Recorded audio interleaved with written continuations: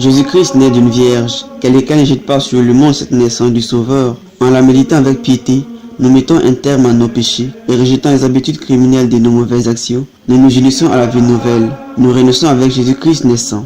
De même qu'aujourd'hui, pour sauver le monde, Jésus-Christ est sorti du sein de Marie. De même, le genre humain sort aujourd'hui du sein de Marie, c'est-à-dire les entrailles de l'Église, créées de nouveau par les sacrements mystiques et spirituels, et paraît à la lumière avec Jésus-Christ et s'élance dans la voie qui mène au salut. Je vous parle ainsi, mes frères, parce que tous nous célébrons aujourd'hui en commun la naissance du Sauveur. Trop peu de chrétiens cherchent à se rendre compte du but et de l'auteur de cette naissance, car si ce mystère était toujours présent dans notre esprit, nous ne pécherions jamais. Et cependant tous disent, c'est aujourd'hui la naissance du Sauveur, applaudissons par des bonnes œuvres, et réjouissons-nous dans le Seigneur par des actions saintes, dépouillons notre malice à l'arrivée de Jésus-Christ, et montrons-nous bons en toutes choses. Et pourtant, malgré ce langage, ils n'ont d'autres préoccupations que de satisfaire aux besoins de la chair et du sang. Ils mêlent leur joie à des actions criminelles, tandis que leur âme, pour laquelle aucun bien n'est à négliger, reste privée de toute nourriture spirituelle. Et tous leurs soins sont pour le corps, auquel ils n'osent imposer aucune privation en faveur de leur âme. Ceux qui célèbrent aussi indignement la naissance de leur Sauveur, est-il étonnant qu'ils soient comparés à des animaux sans raison, qui n'ont d'autre joie qu'à repaître leur corps? Si donc nous sommes des fidèles et des chrétiens, rappelons-nous quel est celui qui a daigné naître aujourd'hui, et à la vue de sa grandeur infinie, nous changerons promptement notre vie. Parce que dans cette naissance, nous reconnaîtrons notre Seigneur Jésus-Christ, qui est notre vie véritable et éternelle. Renonçons à nous-mêmes et commençons à vivre pour celui qui a daigné pour nous, non seulement naître, mais encore mourir. Contemplez sa grandeur, pénétrez-vous dans sa mansuétude, afin que vous méritiez de concevoir son infinie majesté. Aujourd'hui paraît pour nous à la lumière le suprême arbitre de la liberté, l'auteur de toute équité, le promoteur de la justice, le destructeur de l'orgueil, le principe de l'humilité, celui qui dissipe la discorde, nous ramène la paix, triomphe de la mort et nous procure la rédemption et la vie. Mais Jésus-Christ nous a manifesté sous différentes formes son apparition sur la terre. D'abord sur la terre, les anges le montrent au berger. Ensuite dans le ciel, une étoile le désigne au mage. Dans les eaux du Jourdain, le Saint-Esprit le fait connaître clairement. Enfin, il se manifeste lui-même dans le vin des Cana. Tous ces prodiges ont pour but d'éprouver aux hommes que celui qui, en se faisant homme, leur est apparu dans un tel état d'abaissement est véritablement Dieu. Toutes ces merveilles confondent les incrédules qui ne voulaient voir en lui qu'un homme, et confirment d'une manière éclatante la foi des fidèles. Autrefois, les enfants d'Israël, sûrs d'échapper à la haine des Égyptiens par le miracle de la mer Rouge, virent marcher à leur tête la colonne de nuée, qui s'obscurcissait pendant le jour pour leur servir de guide, et se transformait en une colonne de feu qui les inondait de lumière pendant la nuit. Autant cette colonne projetait des clartés pour les Juifs fidèles, autant elle projetait l'obscurité pour les Égyptiens incrédules. Figuré par cette colonne, le Sauveur s'est toujours rendu visible pour affermir la foi des croyants. Et aujourd'hui, au moment même de sa naissance, il se manifeste de la manière la plus éclatante au genre humain tout entier pour l'empêcher de périr éternellement. Il était apparu à Abel pendant ce sacrifice, à Noé dans la construction de l'arche, à Abraham, le père des croyants, à Isaac bénissant son fils, à Jacob fuyant la colère d'Ésaü, à Moïse paissant les troupeaux. C'est lui qui fit entrer Jésus dans la terre promise, où devaient couler pour lui des ruisseaux de lait et de miel. C'est lui qui affermit le trône de David, accordait la sagesse à Salomon, entoura d'honneur le sacerdoce.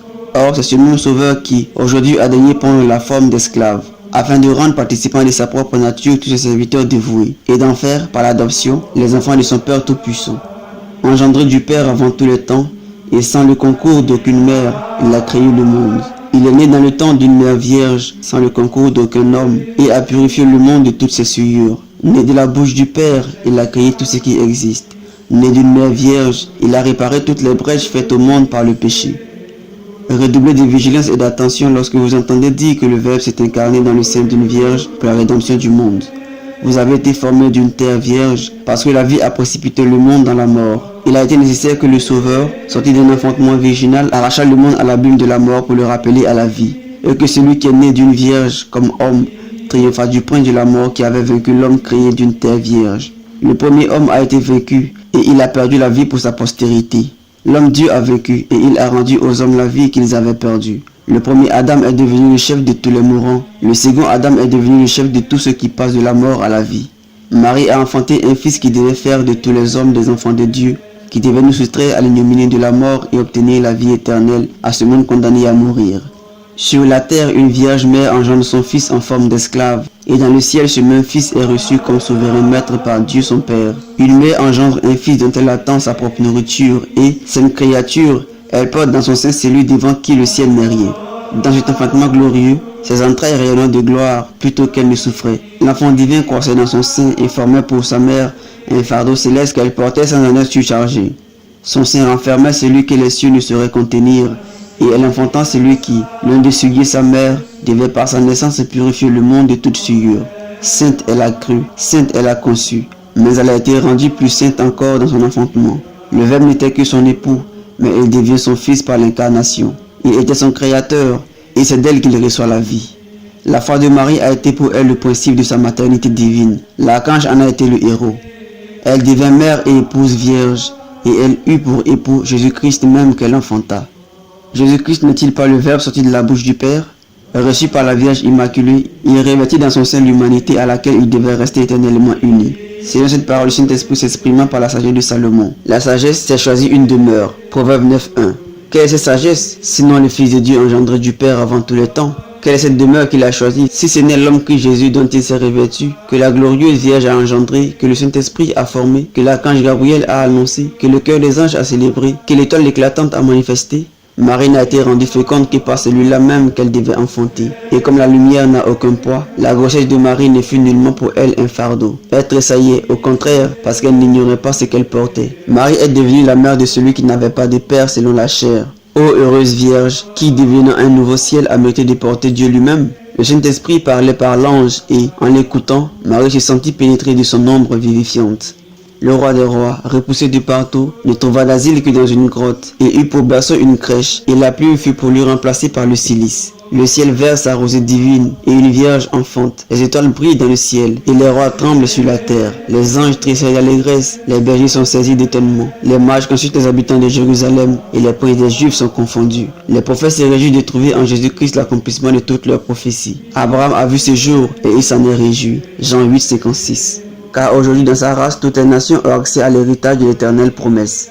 Vous avez accompli, Seigneur, ce que vous avez promis dans le passé, et vous avez prouvé que vous réaliserez toujours l'objet de vos serments. Car, Seigneur, vous êtes fidèle dans vos promesses, et dans la naissance de Jésus-Christ, tout est arrivé comme vous l'avez promis à Abraham. De même, tout ce que vous promettez maintenant à votre Église, vous l'accomplirez au second avènement du Sauveur. Celui qui nous apparaît aujourd'hui sur la terre pour sauver le monde, vous apparaîtra un jour au milieu des élus pour rendre à chacun selon ses œuvres. Aujourd'hui se manifeste le maître des archanges, la lumière des anges, l'arbitre des siècles, le libérateur de tous ceux qui cherchent en lui leur refuge, la gloire de l'intégrité, la couronne de la virginité, le secours de la chasteté, le port de la foi, l'aliment de l'innocence, le destructeur des vices, le roi des siècles, l'ami des fidèles, le rémunérateur de la vertu, l'attrait de conversion, la purification des souillures, la guérison des blessures, le guide de la vie, le secours des faibles, le modèle des saints, la voix des prophètes, l'harmonie du psalmiste, le charme de la pureté, l'intelligence des voyants, la foi de ceux qui persévèrent, la direction du bon chemin, le repos de ceux qui sont agités, le rafraîchissement de ceux qui ont soif, le pardon des péchés, le maître des apôtres, le précepteur du monde, le persécuteur du démon. C'est lui qui proclame toute la sagesse des prophètes, c'est lui qui prêche toutes les voies des saints. La foule des apôtres se prosterne à ses pieds. Les saints célèbrent ses louanges. Il est la vraie foi de ceux qui croient. Il est la solution de toutes les discussions. Il est la porte du paradis et le principe de la vie éternelle. Que tout âge et toute condition prête l'oreille. Marie a contracté alliance dans son enfantement. Sa sainteté s'est accrue dans sa maternité. En devenant mère, elle a doublé son intégrité. Elle a couronné sa virginité. Jésus-Christ naissant a prêté secours aux veuves. Il est devenu l'appui des orphelins, l'assistance des pauvres, la vue des aveugles, le bâton des boiteux et la nourriture de ceux qui ont faim. Il est enfant parmi les hommes, jeune parmi les forts, beau parmi les anges, perle céleste, héros de la paix, olivier de l'église, vigne des martyrs, aliment de tous les siècles. Aujourd'hui nous est manifesté dans la chair celui qui règne avec le Père et le Saint-Esprit dans les siècles des siècles. Ainsi soit-il.